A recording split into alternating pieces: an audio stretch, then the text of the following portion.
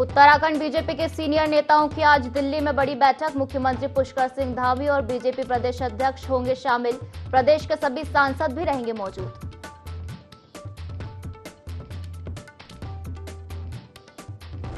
हरिद्वार पहुंचे कैबिनेट मंत्री गणेश जोशी। भाजपा सरकार को बताया किसानों का हितैषी। किसान सम्मान निधि बढ़ाने पर केंद्र सरकार कर रही विचार।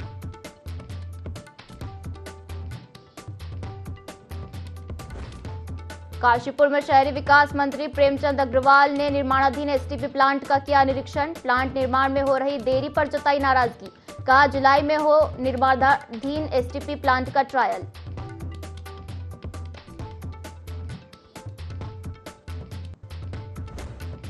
उत्तराखंड में मौसम विभाग ने जारी किया बारिश का अलर्ट। 27 और 28 जून को हो सकती है तेज बारिश। पहाड़ों में बारिश का दौर जारी।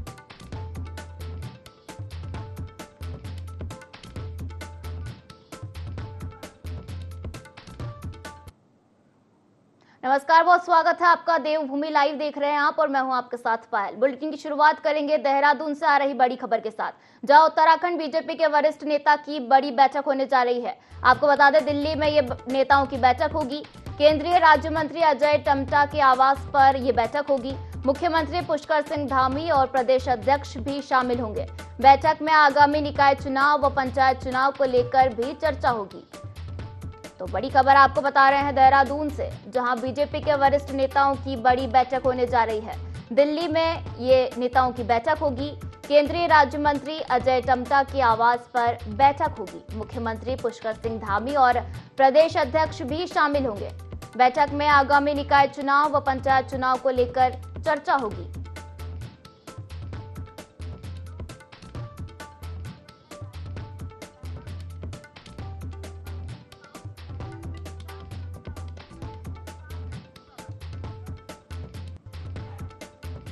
चलिए, हमारे साथ विनय सूद उत्तराखंड से लाइव जुड़ चुके हैं। विनय, आज बीजेपी के वरिष्ठ नेताओं की बड़ी बैठक होने जा रही है। किन मुद्दों पर आज चर्चा हो सकती है और क्या रणनीति बनाई जाएगी इस दौरान? बिल्कुल पायल, देखिए आपको बता दें तरह से उत्तराखंड की अगर बात करें तो उत्तराखंड जो है उस पर चुनाव है। तो ऐसे में अब बीजेपी की अगर बात करें तो बीजेपी पूरी तैयारियों में जो है इस दौरान जुटी हुई है। और आज दिल्ली में एक बड़ी बैठक जो है वो होने जा रही है, जिसमें कि प्रदेश के मुख्यमंत्री पुष्कर सिंह धामी, साथ ही प्रदेश अध्यक्ष महेंद्र भट्ट भी जो है इस दौरान मौजूद रहेंगे। साथ ही जो बड़े जो सांसद हैं, उत्तराखंड के जो सांसद हैं, सभी को जो है इस बैठक में शामिल किया जाएगा। तो ऐसे में देखा जा सकता है कि पूरी तैयारियों में जिस तरह से बीजेपी जुटी हुई है, यहाँ पर चुनाव के बाद निकाय चुनाव भी जो है होने हैं। और उसके बाद में फिर यहाँ पर बात करें निकाय चुनाव के बाद में पंचायत चुनाव जो है वो भी इस दौरान अक्टूबर नवंबर में जो है प्रस्तावित है। तो ऐसे में देखा जा सकता है कि तैयारियां जो है लगातार बीजेपी की चल रही है कि किस तरीके से जो है यहाँ पर जो है कार्य किया जाए, कार्य योजना जो है इस दौरान तय की जानी है। साथ ही साथ किस तरीके से जो है आगे की रणनीति इसमें तय करनी है, तमाम चीजों को ध्यान में रखते हुए जो है आज बड़ी बैठक दिल्ली में आयोजित की जा रही है। जी बिल्कुल विनय, इस बैठक में आगामी निकाय चुनाव को लेकर चर्चा होगी। किन किन मंत्रियों को जिम्मेदारी दी जा सकती है इस चुनाव को लेकर? बिल्कुल, देखिए आपको बता दें पायल कि जो ये आज बड़ी बैठक पार्टी की होने जा रही है, इसमें यहाँ पर जिम्मेदारी की अगर बात करें तो जो जिम्मेदारी है वो तो पहले से ही सभी नेताओं को यहाँ पर दी गई है बीजेपी के। हालांकि अब जिस तरह से जो चुनाव होंगे, यहाँ पर पंचायत चुनाव की बात करें, निकाय चुनाव की बात करें, उसको लेकर के जो है यहाँ पर अब रणनीति तैयार की जा रही है कि किस तरह से जो है जनता के बीच में जाना है, किस तरीके से आगे के कार्य इस दौरान रहने वाले हैं, क्या कुछ विशेष इस दौरान किया जा सकता है कि जिससे जो चुनाव है उसमें जीत हासिल की जा सके। तमाम ऐसे बड़े मुद्दे हैं जिनको लेकर के जो है आज ये बैठक दिल्ली में आयोजित होने जा रही है। जी धन्यवाद विनय, हमसे जुड़ने के लिए और जानकारी साझा करने के लिए। तो देखिए, अब बीजेपी के वरिष्ठ नेताओं की दिल्ली में बड़ी बैठक होने जा रही है। इस बैठक में राष्ट्रीय संगठन महामंत्री बीएल संतोष, प्रदेश प्रभारी दुष्यंत गौतम, प्रदेश के राज्यसभा और लोकसभा के सभी सांसद मौजूद रहेंगे। मुख्यमंत्री पुष्कर सिंह धामी, भाजपा प्रदेश अध्यक्ष महेंद्र सिंह भट्ट और मौजूदगी में होने वाली इस बैठक में उत्तराखंड में आगामी दिनों के लिए कई कार्यक्रम तय किए जाएंगे। पार्टी के प्रदेश अध्यक्ष महेंद्र भट्ट ने बताया कि यह बैठक केंद्रीय राज्य मंत्री अजय टम्टा के आवास पर होगी। इस बैठक में आगामी निकाय चुनाव के साथ ही पंचायत चुनाव को लेकर भी रणनीति पर चर्चा होगी।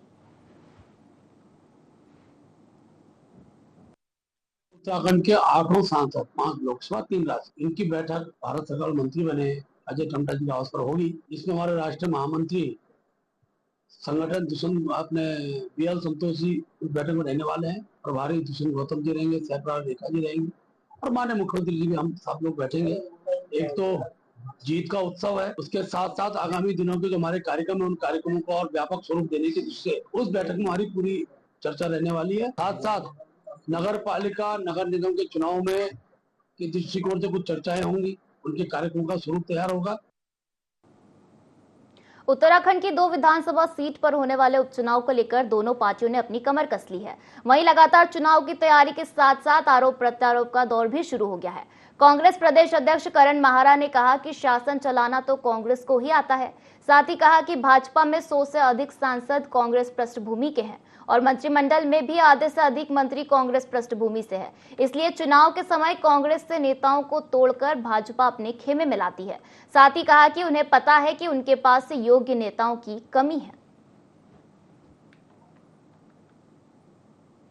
बीजेपी की हालत खराब है। मैंने कहा ना, 100 से ज़्यादा सांसद कांग्रेस पृष्ठभूमि के हैं, मंत्रिमंडल में आधे से ज़्यादा मंत्री कांग्रेस पृष्ठभूमि के हैं। लेकिन उसके अलावा भी शासन करना तो कांग्रेस को ही आता है।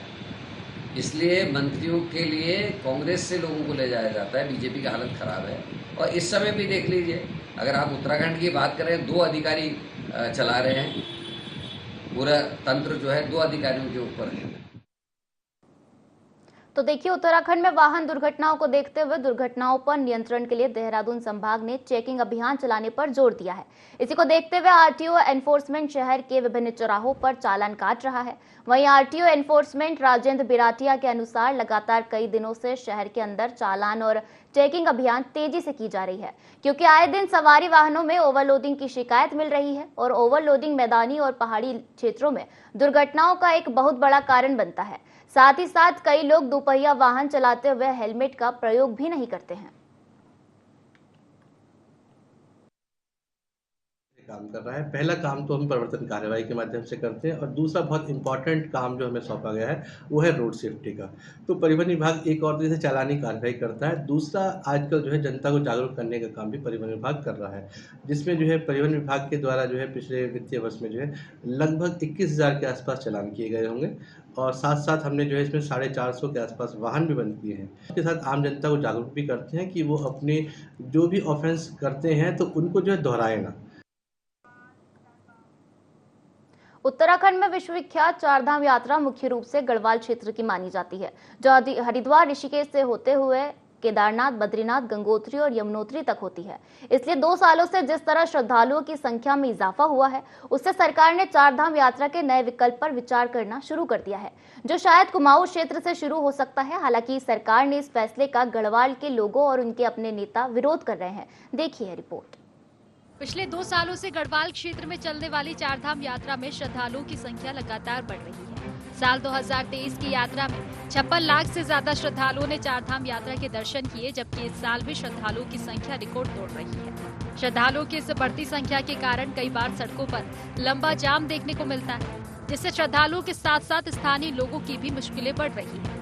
उत्तराखंड सरकार ने श्रद्धालुओं की बढ़ती संख्या और सड़कों पर बढ़ते ट्रैफिक के बोझ को कम करने के लिए यात्रा मार्ग के लिए नए विकल्प को तलाशना शुरू कर दिया है, जो कुमाऊं क्षेत्र से होकर जाता है। खबर है कि सरकार रामनगर से भी चारधाम यात्रा करने के मूड में है, जिससे हरिद्वार और ऋषिकेश के ट्रैफिक को कम करने में काफी मदद मिल सकती है। पर्यटन मंत्री सतपाल महाराज ने कहा कि सरकार को वृहद रूप से सोचने की जरूरत है, क्योंकि कुमाऊं से अगर यात्रा शुरू होती है तो उसे हरिद्वार और ऋषिकेश में बढ़ते ट्रैफिक के दबाव को कम किया जा सकेगा। जब यात्रा का होता है तो आप कहीं भी जा सकते हैं। हम ये चाह रहे हैं कि कंजेशन ना हो, भीड़ भाड़ ना लगे। आपने देखा होगा कि आप जब मसूरी जाते हैं तो 1 घंटे में मसूरी पहुंच जाते हैं। और जब लाइब्रेरी चौक में हम जाते हैं तो लाइब्रेरी चौक में वहाँ जो कंजेशन होता है उसमें 2 घंटे लग जाते हैं। तो यही हम चाहते हैं कंजेशन ना हो, डिटूर लोग करें। और हम ये भी बताने जा रहे हैं कि अगर तोता घाटी टूटी हुई है या मार्ग रद्द है तो आप टेहरी से चले जाएं। तो हम सारे ही वैकल्पिक मार्गों का प्रचार प्रसार कर रहे हैं। उत्तराखंड सरकार की दलील है कि वह ट्रैफिक के बोझ को एक जगह से डाइवर्ट करके उसे कम करना चाहती है, लेकिन सरकार के इस फैसले पर गढ़वाल के व्यापारी और स्थानीय लोग नाराज हैं और सड़कों पर प्रदर्शन भी कर रहे हैं। स्थानीय व्यापारियों को लगता है कि इससे उनका व्यापार घटेगा। यही नहीं, देहरादून की धर्मपुर विधानसभा सीट से भाजपा विधायक विनोद चमोली ने अपनी ही सरकार पर सवाल उठाए। उन्होंने कहा कि चारधाम यात्रा का अपना धार्मिक महत्व है और यात्रा का पूरा मार्ग कई मायनों में धार्मिक आस्था का केंद्र है। इसीलिए बेहतर होगा कि पूरी यात्रा अपने पुराने स्वरूप में चलती रहे और फिर भी सरकार अगर इसमें बदलाव करती है तो वह सरकार के सामने अपनी बात जरूर रखेंगे। उत्तरकाशी उन क्षेत्रों में विरोध इसलिए हो रहा है कि जो परंपरागत हमारे मार्ग हैं, जो सदियों से चले जा रहे हैं, जिसके एक आप कह सकते हैं कि एक आध्यात्मिक महत्व है, उन मार्गों में परिवर्तन का लोग विरोध कर रहे हैं। और मेरा ये कहना है कि जिनको मान लीजिए रामनगर की तरफ से अगर यात्रा करनी हो तो करें, कोई रोक तो सकता नहीं है, लेकिन पूरी यात्रा को हम डाइवर्ट कर दें, ये हो नहीं सकता। कुछ चीजें व्यवहारिक नहीं है और जो होने वाली भी नहीं है, तो अनावश्यक एक वातावरण बनाने की कोशिश हो रही है, नहीं तो ऐसा कुछ है नहीं। चारधाम यात्रा के बढ़ते ट्रैफिक को लेकर जहां सरकार चिंतित है और चारधाम यात्रा के नए विकल्प को तलाश रही है, तो वहीं यात्रा के परिवर्तन पर कई सवाल भी खड़े हो रहे हैं। चारधाम यात्रा के मार्ग परिवर्तन पर पर्यटन मंत्री ने भी सरकार को कई सुझाव दिए हैं, तो व्यापारियों और कई जनप्रतिनिधि भी सवाल उठा रहे हैं। अब देखना होगा कि चारधाम यात्रा के मार्ग परिवर्तन पर सरकार क्या कुछ निर्णय लेती है। देहरादून से IND24 के लिए संवाददाता विनय सूद की रिपोर्ट। खबरों में आगे बढ़ेंगे, जहां सीमांत खटीमा विकासखंड क्षेत्र के सैजना गांव में खेत में धान की रोपाई कर भाई बहन की आकाशीय बिजली गिरने से मौत हो गई, जिससे दोनों बुरी तरह से घायल हो गए, जिन्हें अस्पताल उपचार के लिए भेजा गया, जहां जांच उपरांत डॉक्टर्स ने मृत घोषित कर दिया। खटीमा के तहसीलदार हिमांशु जोशी ने बताया कि आकाशीय बिजली गिरने से 2 सगे भाई बहनों की मौत हो गई। पुलिस ने मामला दर्ज कर लिया है, जिनके परिवार का नियमानुसार मुआवजा देने की कार्यवाही की जा रही है। कुछ लोग 2 ब्रॉड डैडी लाए हैं, मतलब मृत अवस्था में लाए हैं। उनके परिवार के द्वारा बताया गया है कि खेतों में शायद धान वगैरह का काम कर रहे थे, तो अचानक एक आकाशीय बिजली गिरने से दोनों लोग वहीं खेत पे मृत में गिर पड़े। तभी यहाँ अस्पताल में लेकर आए इमरजेंसी, जिनके जांच के उपरांत मृत पाया गया है उनको। तथा बाकी का हमें ये लग रहा है, संभावना है ये आकाशीय बिजली गिरी है। सजना गांव में सुबह 9 बजे के आसपास अचानक आकाशीय बिजली गिरने से जगदीश सिंह राणा जी हैं सजना के निवासी, उनके पुत्र सुमित राणा और पुत्री सुहावनी राणा की मृत्यु हो गई है, जो अभी करीब 21 से 22 साल के थे बच्चे। तो उनको मुआवजे की प्रक्रिया जारी है, पोस्टमार्टम रिपोर्ट आती है, उनको मुआवजा दे देंगे। आकाशीय बिजली घटना में एक व्यक्ति पर 4 लाख का मुआवजा मिलता है, उसी अनुसार कार्रवाई की जा रही है। राज्यपाल लेफ्टिनेंट जनरल गुरमीत सिंह चंपावत के भ्रमण पर पहुंचे, जहां उन्होंने भारत नेपाल सीमा स्थित बनबसा में एसएसबी और भारतीय सेना के वीर सैनिकों से मिलकर उनकी हौसला अफजाई की। उन्होंने 26 राजपूत पलटन बनबसा में सेना द्वारा आयोजित कार्यक्रम में प्रतिभाग कर सेना के जवानों से मुलाकात की और सेना में की गई सेवा के अपने अनुभव साझा किए। भ्रमण के दौरान राज्यपाल ने भारत नेपाल सीमा पर एसएसबी के मैत्री गेट में क्षेत्र के भूतपूर्व सैनिकों से भी मुलाकात की।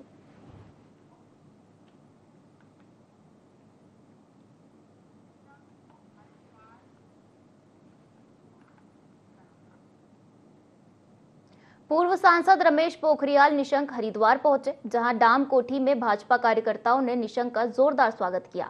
मीडिया से बात करते हुए निशंक ने कहा कि अब उनकी जिम्मेदारी बदल गई है, वे 24 में से 20 घंटा काम कर रहे हैं। संगठन में जिम्मेदारी मिलने के सवाल पर उन्होंने कहा कि पार्टी उन्हें जो भी जिम्मेदारी देगी वे उसे बखूबी निभाएंगे।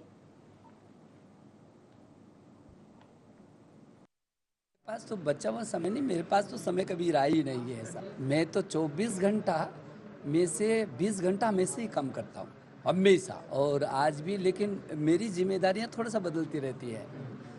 और जब जिम्मेदारी होती है तो मैं वो समय तो मेरे पास यदि 48 ने 72 घंटे भी एक दिन में हो तो भी मेरे लिए कम है।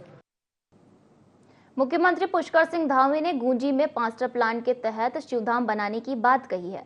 साथ ही कहा कि इसमें स्थानीय लोगों को बड़ी संख्या में स्वरोजगार भी दिया जाएगा। वहीं भाजपा प्रदेश प्रवक्ता हनी पाठक ने कहा कि उत्तराखंड एक पर्यटक स्थल है और जिस तरह से पर्यटन को बढ़ावा देने के लिए कार्य किए जा रहे हैं उन्होंने कहा कि आदि कैलाश में जिस तरह से शिवधाम बनाने की कवायद शुरू की जा रही है जिससे पर्यटन के क्षेत्र में इजाफा होगा, साथ ही वहां रहने वाले लोगों के लिए रोजगार के अवसर भी खुलेंगे। जिस तरह से देखा जा सकता है कि उत्तराखंड एक पर्यटक स्थल है, पर्यटक राज्य है, तो यहाँ पर जिस प्रकार से लगातार पर्यटन को बढ़ावा देने के लिए कार्य हो रहा है, जैसे मानस खंड माला मिशन का अगर आप बात करते हैं, कुमाऊं के क्षेत्र को और बढ़ाने के लिए, रोजगार के अवसर पैदा करने के लिए, उसी क्रम में ये जो आदि कैलाश है, यहाँ पर अगर शिव धाम बनाने की कवायद जो शुरू करी जा रही है, उससे पर्यटन के क्षेत्र में निश्चित तौर पर इजाफा होगा। वहां पे रहने वाले लोगों को इससे काफी लाभ भी प्राप्त होगा। तो इससे रोजगार के अवसर खुलेंगे, क्योंकि वहां शिव धाम बनेगा तो लोग आएंगे जाएंगे, वहां पर दर्शन करेंगे। और अगर पर्यटन को बढ़ावा देने की बात करी जाए तो हमारे यशस्वी प्रधानमंत्री श्री नरेंद्र मोदी जी जिस भी राज्य में जाते हैं, वहां के किसी भी एक जगह पर जाकर उस जगह पर्यटन के क्षेत्र को किस प्रकार बढ़ाया जाए, पर्यटन में और इजाफा किया जाए, उसमें वो ज्यादातर ध्यान को केंद्रित करते हैं। ज्वालापुर विधानसभा से कांग्रेस विधायक रवि बहादुर ने जल जीवन मिशन योजना में भ्रष्टाचार के आरोप लगाए और जिलाधिकारी से जांच की मांग की। कांग्रेस कार्यकर्ताओं के साथ रवि बहादुर अपनी विधानसभा के कई गांवों का दूषित जल भरकर हरिद्वार प्रेस क्लब पहुंचे।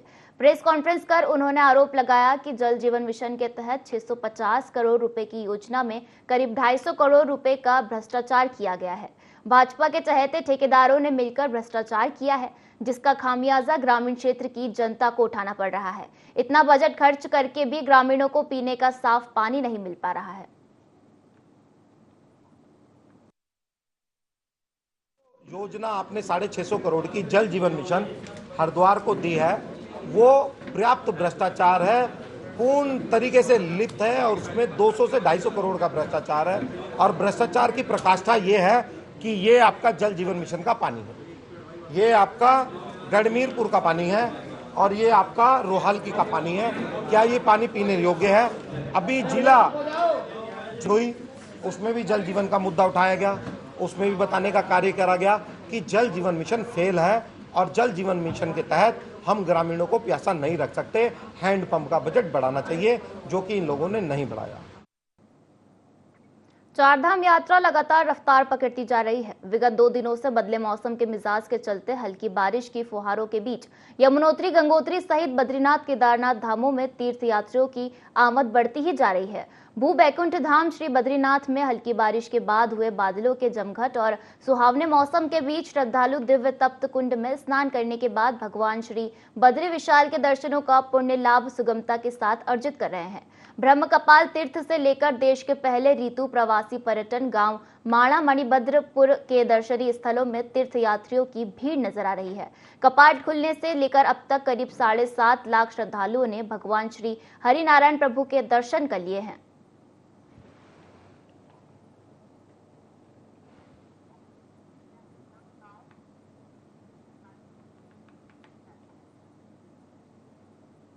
खबर उत्तरकाशी से है, जहां जनपद मुख्यालय से महज ही 2 किलोमीटर दूर डांग गांव के लोग 2013 से बूंद बूंद पानी के लिए तरस रहे हैं। ग्रामीणों का आरोप है कि जल जीवन मिशन के अंतर्गत पाइपलाइन तो बिछा दी गई है, लेकिन टैंक से इसे नहीं जोड़ा गया है, जिसके कारण गांव में जल संकट पैदा हो गया है। जनपद मुख्यालय के नजदीक होने पर भी उनकी सुनवाई नहीं हो रही है। मजबूरी में उन्हें अनिश्चितकालीन धरने पर बैठना पड़ रहा है और जब तक पानी की समस्या दूर नहीं होगी, ग्रामीण यहीं डटे रहेंगे।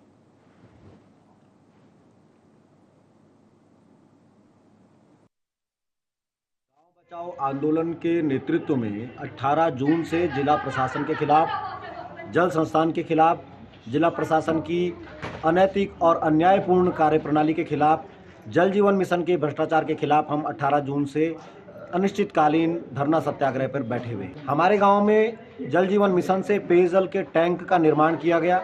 पानी के कनेक्शन दिए गए, पाइपलाइन बिछाए गए, लोगों को टोंटियां दी गई, परंतु पेयजल का जो नया टैंक बनाया गया उसको मेन लाइन से कनेक्ट नहीं किया गया। टैंक अभी तक सूखा है। तो इस जिले में अधिकारी किस ढंग से काम कर रहे हैं ये सबके सामने है। और इस कड़ी गर्मी में जो है हम लोगों को यहाँ पे बैठना पड़ रहा है। 16 अप्रैल को माननीय मुख्यमंत्री जी ने निर्देश दिए थे जिलाधिकारी को, पर जिलाधिकारी ने अभी तक उनका संज्ञान नहीं लिया। हमारे गाँव में पानी की समस्या है।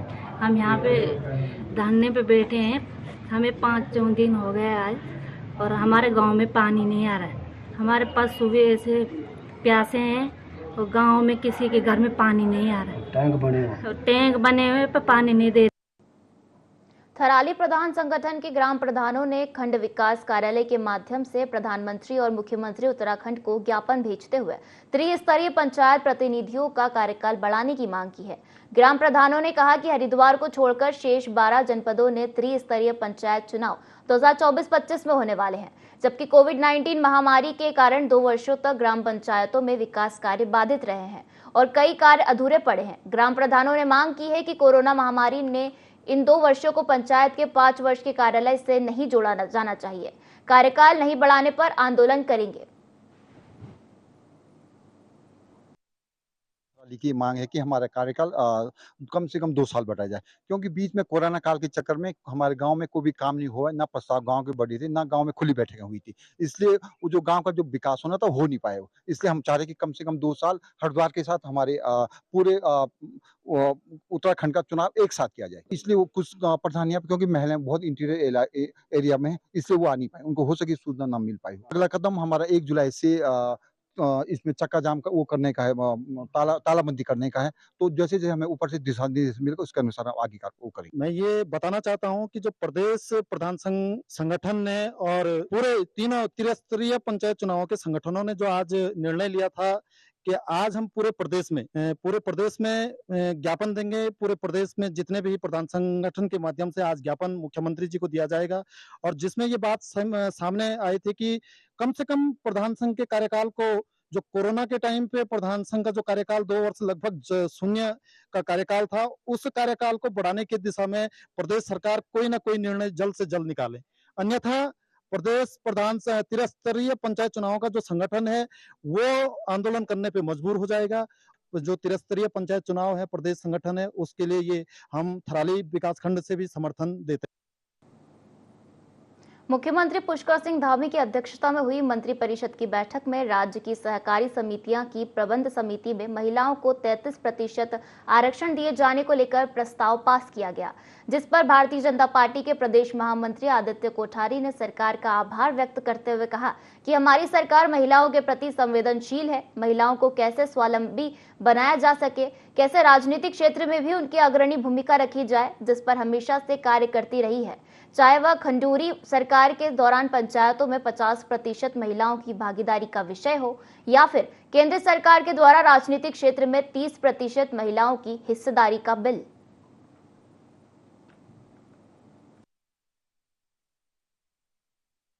निश्चित रूप से भारतीय जनता पार्टी ने महिला शक्ति के सशक्तिकरण का लगातार काम करती आई है। केंद्र की सरकार ने भी नारी शक्ति बंधन का अधिनियम देश में पास किया है, संसद में, राज्य विधानसभाओं में और संसद में भी, लोकसभा में भी 1/3 बहुमत के आरक्षण की व्यवस्था महिलाओं के लिए की है। और इससे पूर्ववर्ती जो हमारी राज्य की सरकार थी, आदरणीय भुवन चंद्र खंडूरी जी हमारे राज्य के मुख्यमंत्री थे, उन्होंने भी जो है पंचायतों में 50% आरक्षण की व्यवस्था पहली बार उत्तराखंड में की थी। ठीक इसी तरह से सहकारी क्षेत्र, सहकारिता का जो क्षेत्र है वो भी काम करने का एक बहुत बड़ा क्षेत्र है। उसमें भी जो उनकी जितने भी समितियां बनती हैं, प्राथमिक समिति से लेकर के और राज्य स्तर तक की शीर्ष समिति तक, उसमें उन्होंने 1/3 आरक्षण की व्यवस्था पुष्कर सिंह धामी जी ने की है। ये बहुत ही स्वागत योग्य कदम है और मैं समझता हूँ कि इससे सहकारिता के क्षेत्र में भी महिला सशक्तिकरण को बहुत बढ़ावा। प्रदेश में एक तरफ तापमान में वृद्धि हो रही है तो दूसरी ओर बिजली कटौती से आमजन का जनजीवन प्रभावित है। ग्रामीण क्षेत्रों में स्थिति और भी बदतर है, जहां कई घंटों तक बिजली कटौती हो रही है, जिसके चलते ग्रामीण भीषण गर्मी का सामना कर रहे हैं। मंगलौर कस्बे सहित ग्रामीण क्षेत्रों में दिन के समय कई घंटों तक बिजली की कटौती हो रही है। बिजली के बिना न तो पंखे चल पा रहे हैं और न ही पानी की सप्लाई सुचारू रूप से हो पा रही है। विभाग के अधिकारियों का कहना है कि बिजली की मांग में वृद्धि के चलते लोड शेडिंग हो रही है, जिसके चलते पावर ऑटो कट हो रहा है।